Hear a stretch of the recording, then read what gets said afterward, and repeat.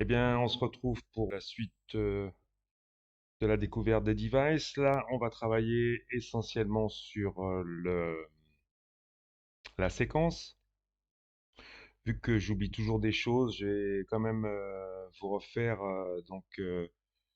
une petite information concernant le réglage. Donc l'autre fois, nous avons fait des palettes. Je vous informe aussi que par exemple, si je clique une fois, ça sélectionne les machines.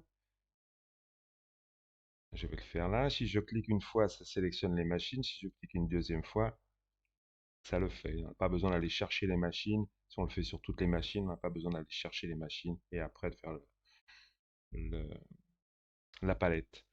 Euh, Par exemple, je remarque que là, si je me mets comme ça, que je vais au centre, en fait, vous voyez, que d'un seul coup, les machines, elles font une rotation. Alors que si je me mets en home, que d'un seul coup, je prends que le 1, que je me mets, euh, en focus, par exemple, là, euh, je recommence, évidemment, je prends que la une. Si je fais tilt, voilà, là, parce qu'évidemment, je l'ai fait, l'autre fois, je l'ai fait directement avec capture. Donc là, je vais le faire avec la machine. Je fais la même chose là. Je tilt.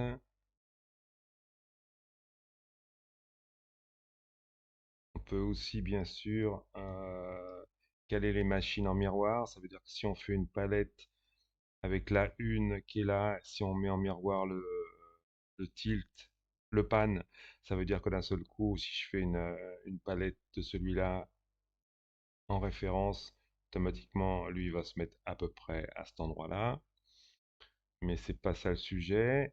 Euh, donc là, je tilte là, je panne ici, voilà. Et là, je tilte, je panne. Donc là, je le fais à la souris, hein, clic droit maintenu. Voilà. Et là, je vais refaire ma palette centre. Donc, je sélectionne toutes mes machines. Je refais ma palette centre, mettre à jour, update. Là, je vais en haut. Vous voyez que d'un seul coup, le mouvement, il est beaucoup plus évident. Faire attention à ça au moment où vous faites les palettes parce que c'est bien de revenir toujours, repartir de la palette Home pour le faire. Là, si je me fais la même chose on avait fait une palette Focus Homme Jardin.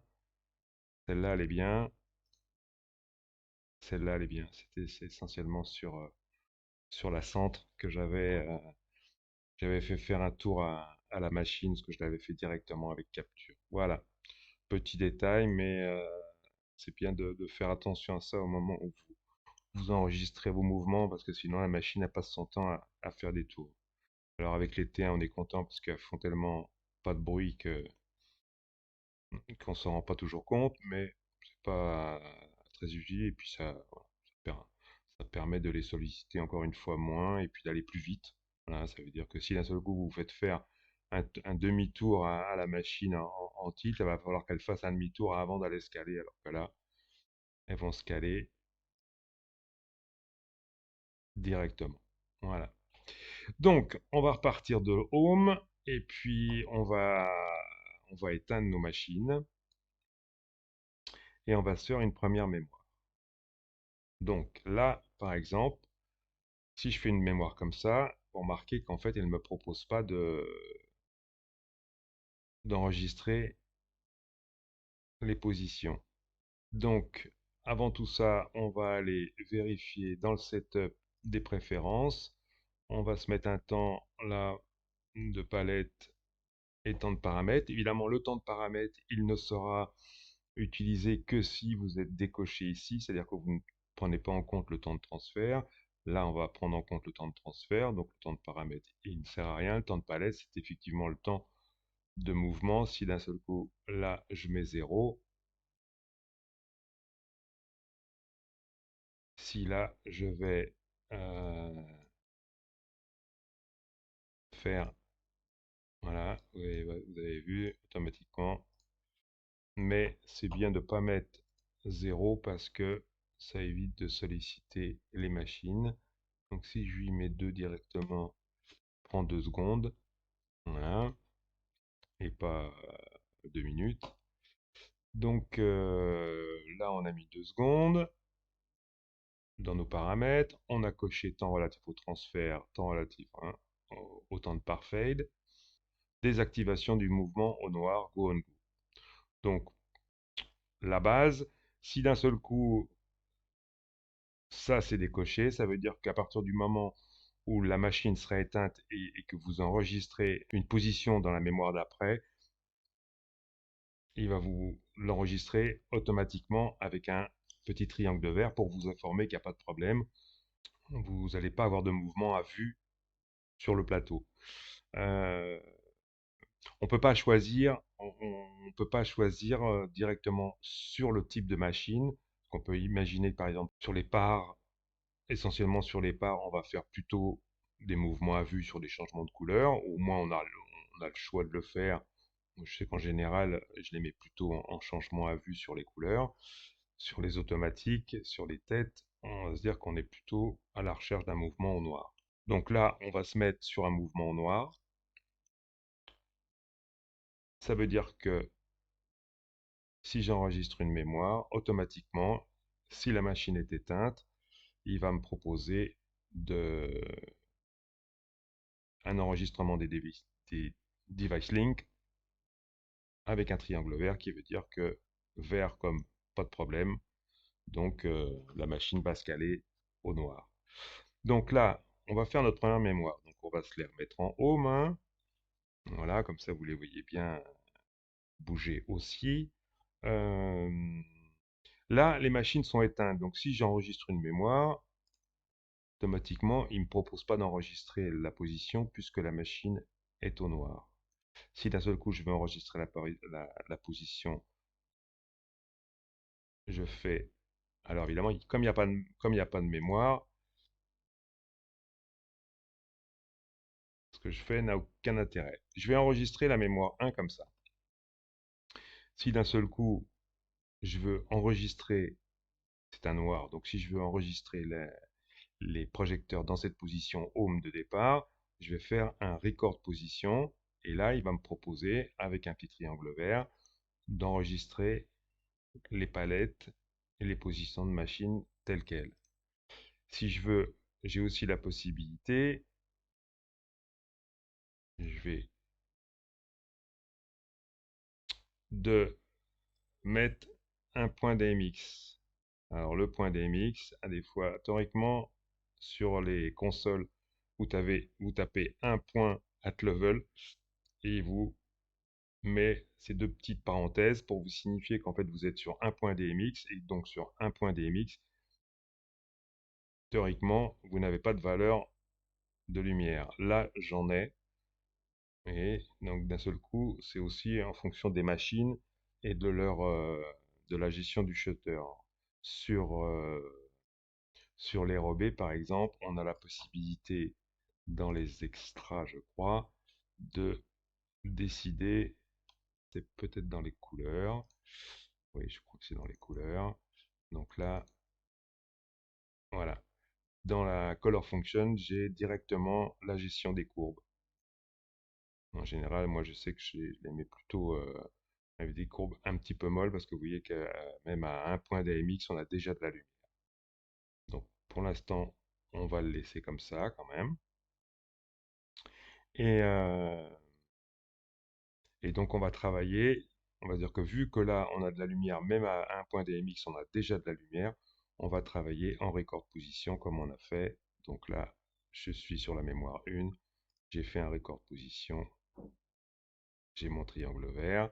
Ça veut dire que là, maintenant, dans la séquence, vous avez un, un device link qui s'est fait avec les 4 machines qui vont se mettre en position quand vous allez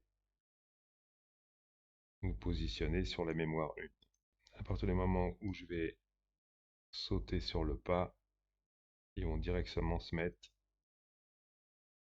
en home.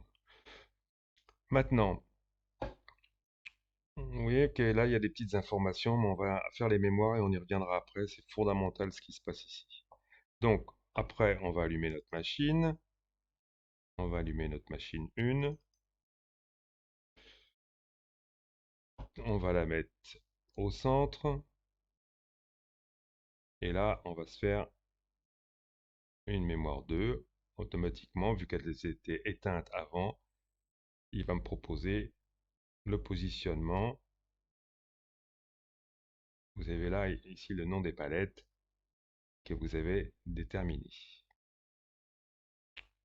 Si d'un seul coup j'éteins et que je fais une autre mémoire, automatiquement il ne me propose rien parce que de toute manière il garde la position de la machine. On est au début. En passant, donc je me suis mis en home puisque j'ai l'information home au début. Si j'envoie la mémoire, je vais mettre un temps là.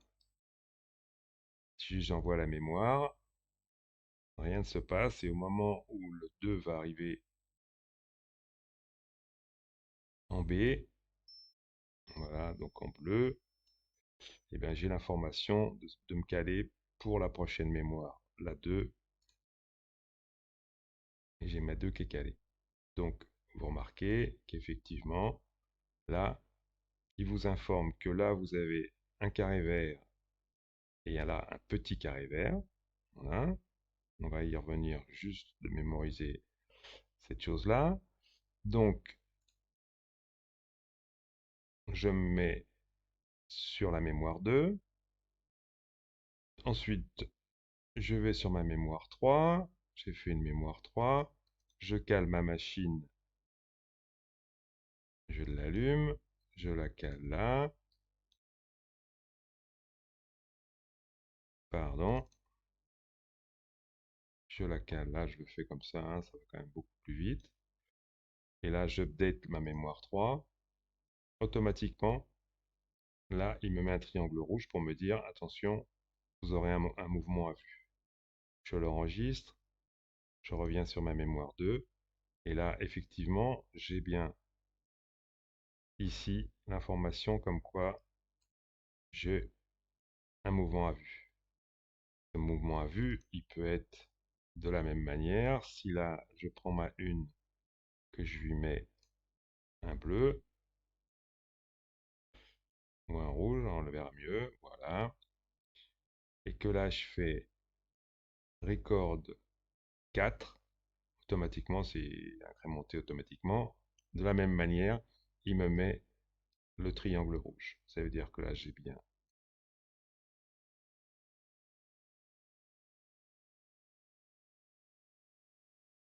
je suis en 1 intercalé puisque en 2 j'ai l'information de calage. Je l'allume. Voilà. Je vais mettre des temps. J'envoie la 3 là. Vous voyez que sur l'information, il me dit que ce calage actuel s'est fait correctement, mais que la prochaine fois, je vais avoir un mouvement à vue. Voilà. Donc là, j'ai mon mouvement à vue. Donc, il me prévient que, parce que parfois vous ne les voyez pas, c'est pas automatiquement, donc il me prévient que là, j'ai eu un mouvement à vue. Parfois, sur 100 projos, il y a un petit mouvement que on ne voit pas toujours, mais je sais qu'il a eu lieu, puisque là, automatiquement, il me dit, attention, vous avez eu un changement à vue, et que vous allez encore avoir un changement à vue dans la prochaine, parce que j'ai le carré rouge. Et en fait, le changement à vue, eh bien, c'est le changement de couleur. C'est pas automatiquement un changement de position. À partir du moment où j'ai un changement de paramètre, j'aurai l'information du carré rouge là. Donc, on a été assez clair. Si d'un seul coup, j'ai un calage normal puisque la machine est éteinte, j'ai un petit carré vert. Le grand carré vert pour la position qui s'est faite. Et là, un carré rouge pour me dire attention, vous allez avoir un changement à vue.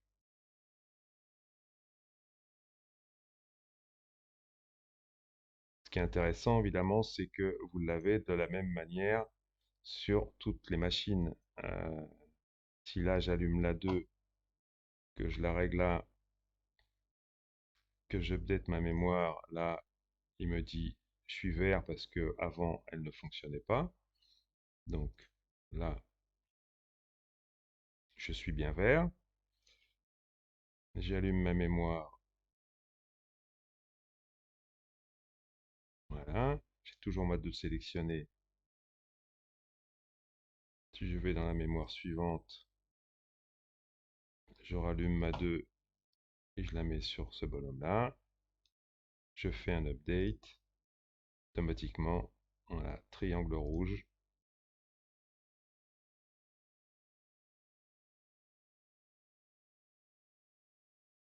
Donc, voilà, il me signale que, et sur la 1 et sur la 2, je vais avoir des changements. Ça, on n'y pense pas. Je vous conseille de mettre tous les projecteurs automatiques à information, en gros, pour bien visualiser les moments où vous allez avoir des changements à vue ou pas. Euh, L'intérêt de tout ça, c'est qu'effectivement, bah, si d'un seul coup, je veux, par exemple, on va faire cet effet-là, on va faire le premier effet, où là, donc là, vous vous souvenez, j'ai un allumage de cette machine-là, et avant, en fait, elle était en home. Si d'un seul coup, je veux au contraire d'avoir ce premier mouvement à vue, et ben, je vais directement dérouler ça, cliquer 2 fois pour mettre le petit triangle rouge, et automatiquement, quand je vais monter celle-là, elle ne va pas se caler, puisque là, je suis en triangle rouge avec la 1, et elle va s'allumer en même temps qu'elle bouge. Voilà. De la même manière, on peut mettre des temps sur les paramètres. Si par exemple je vais prendre une autre machine, je vais prendre celle-ci. Voilà, je vais allumer, que je vais mettre en pattern carré et que je vais mettre en beam large. Voilà, je la prends comme ça, hein. Moi, on voulait pas, ça va quand même plus vite, même si c'est un peu sauvage. Ce que je vais faire, c'est que je vais me faire une palette hall de la machine 3 avec son carré. Voilà, je vais l'appeler carré bonhomme homme court.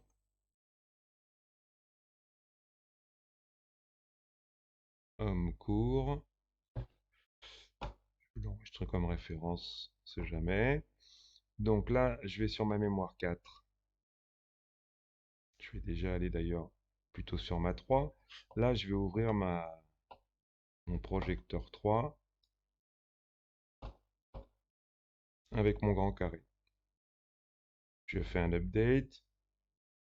Il me dit que je serai vert puisqu'avant elle était éteinte. Ça veut dire que là, si je recule, que je bouge automatiquement, j'ai ma machine 3 qui monte en carré.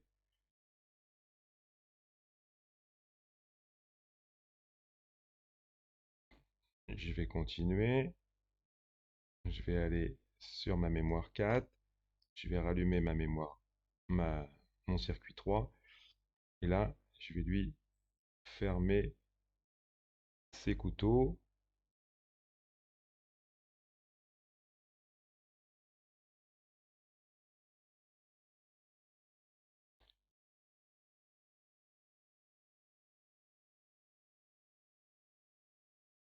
Voilà. Je vais reprendre une position comme ça. Petit carré.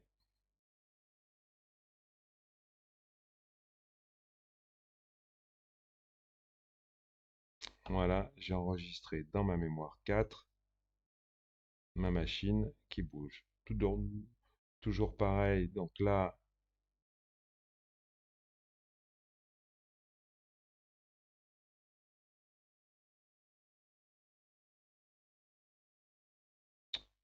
je ne l'ai pas enregistré. Ah oui, non, elle est éteinte.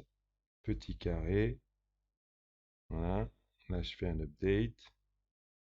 Triangle rouge sur la 3, mouvement des couteaux. Si d'un seul coup je reviens en arrière, j'ai mes couteaux qui sont grands. J'envoie ma mémoire, j'ai mes couteaux qui se ferment en 6 secondes.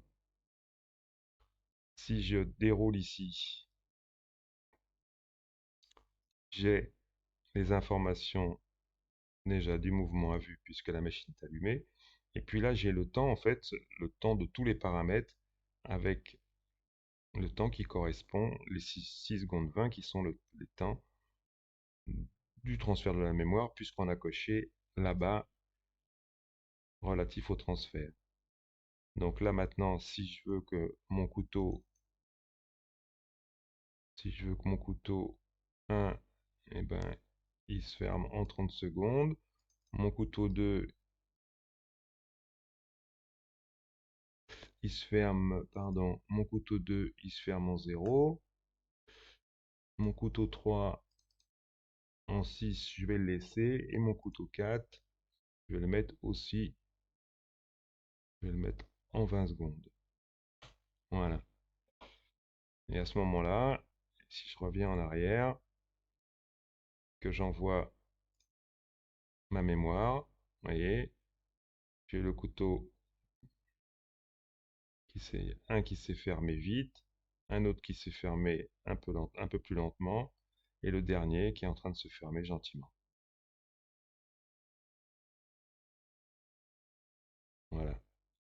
De la même manière, hein, il m'informe sur la machine 3 du temps. Voilà. Si vous avez une console, vous pouvez faire time pattern, voilà, pour aller plus vite sur la gestion des temps par machine. De la même manière, si j'avais j'avais un mouvement à vue sur celle-ci, si d'un seul coup je veux au contraire que la machine 1 fasse le mouvement le plus rapidement possible, eh bien le changement s'est fait là, on est d'accord. Donc là, je déroule et sur le pan tilt, je mets 0.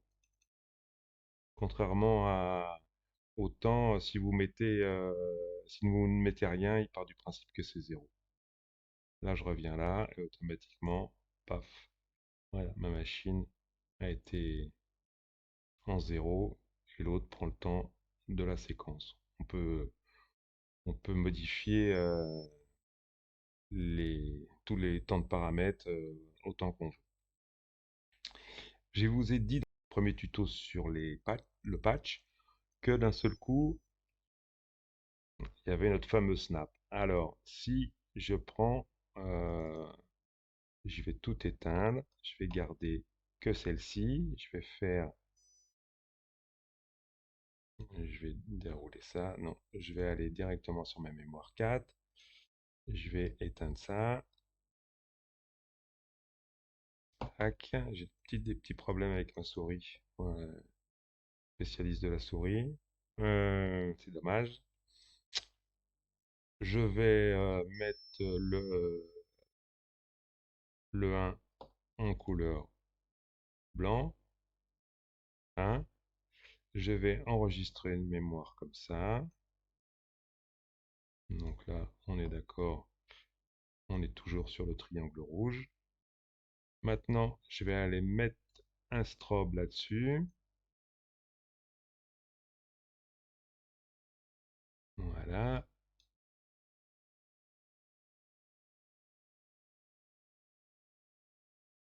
Je vais régler mon strobe comme ça, lent. Voilà. Je vais faire un update sans faire de de palette, c'est pas très grave. Je vais ensuite augmenter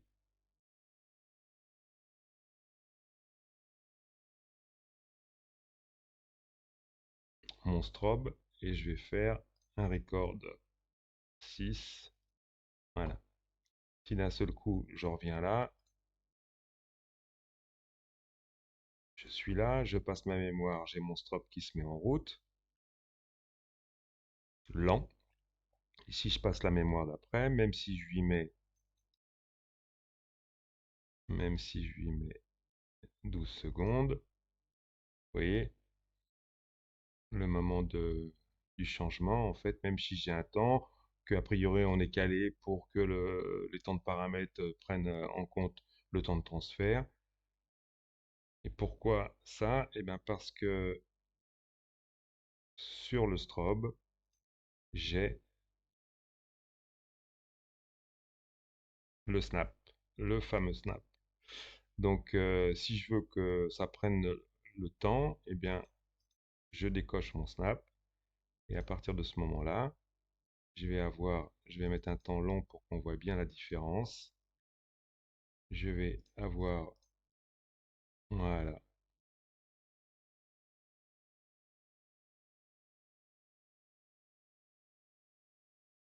C'est pas courant, mais c'est bien de le savoir parce que,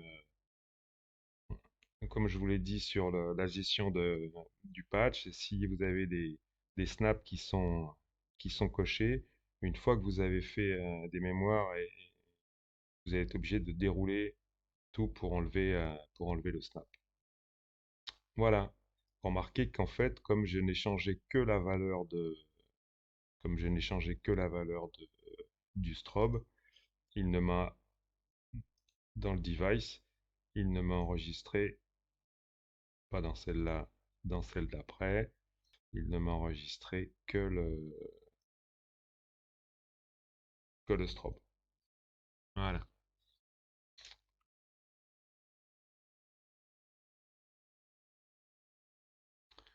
Voilà. Eh bien, on va peut-être s'arrêter là